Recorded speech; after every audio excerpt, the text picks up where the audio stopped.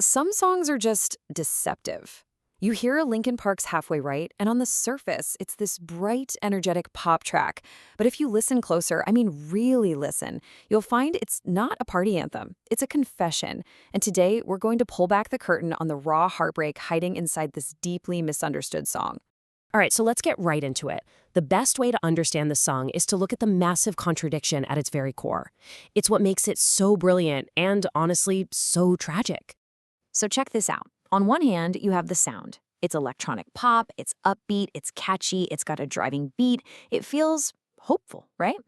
But then you look at the lyrics, and they're all about trauma, absolute despair, and addiction. It's like a cry for help disguised as a hit single. And this wasn't an accident. This clash is the whole point. So the big question is, why? Why wrap so much pain in such a bright package? Well, to answer that, you really have to understand the personal hell that the singer, Chester Bennington, was going through when he wrote this. This song isn't just a story, it's a diary entry from one of the darkest times in his life. Yeah, he didn't mince words. While they were making the album One More Light, Chester was incredibly open about being in a really, really bad place. He admitted that he had relapsed, falling back into drug addiction, a battle he'd been fighting since he was a kid. This wasn't just him having a few bad days. We're talking about a full-on, soul-crushing crisis. And he had a name for the mindset he was trapped in: disease thinking. This is a really powerful psychological concept. It's that illusion of control, right? It's the voice in an addict's head that says, it's okay, you've got this handled, no one can see how much you're struggling. It's this deep, deep state of self-deception. And it became the raw, brutally honest fuel for this song. And this struggle wasn't new. It was built on this really deep-seated trauma. Chester told this absolutely terrifying story from when he was a teenager. He was driving high, completely blacked out, and woke up on some random dirt road in a field. He had no clue how he got there. Can you imagine? That feeling of a total loss of control, of nearly dying, that memory haunted him for the rest of his life. Okay, so with all that in mind, let's really dig into the lyrics, because this is where you can see that psychological turmoil being translated almost word for word into a cry for help. So the chorus kicks off with this line: I don't lose, I don't win. I mean, that is a perfect description of what psychologists call cognitive dissonance. It's the feeling of being completely stuck in a loop you know is destroying you. You're not beating the addiction, so you're not winning. But if you admit you've lost, well, that feels like giving up entirely. It's just this agonizing limbo, and he captured it in 6 simple words. And then you get this line. This is the sound of disease thinking in action. It's pure rationalization. It's that little voice that says, okay, I know this is bad for me, but it's helping me cope right now, so it can't be all bad, can it? It's the twisted logic you need to keep going down a path you know is leading to a cliff. Man, this one's just heartbreaking. Think about it.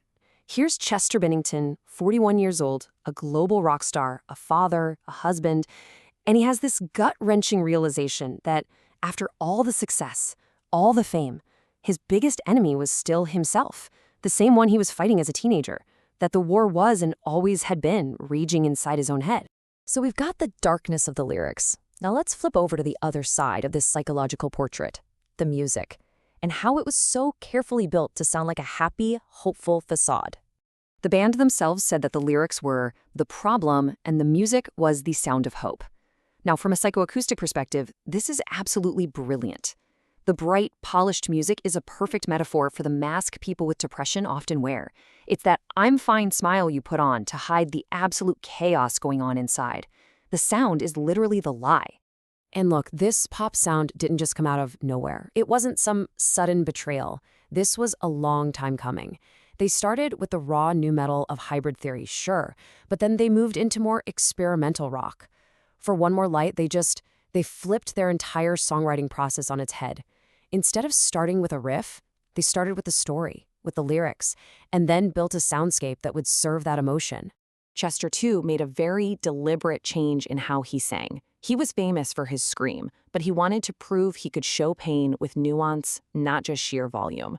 From a sound perspective, that's a huge shift. His vocal texture went from this external, outward scream of rage to something far more intimate, fragile, and complex. It's a whole different way of expressing pain.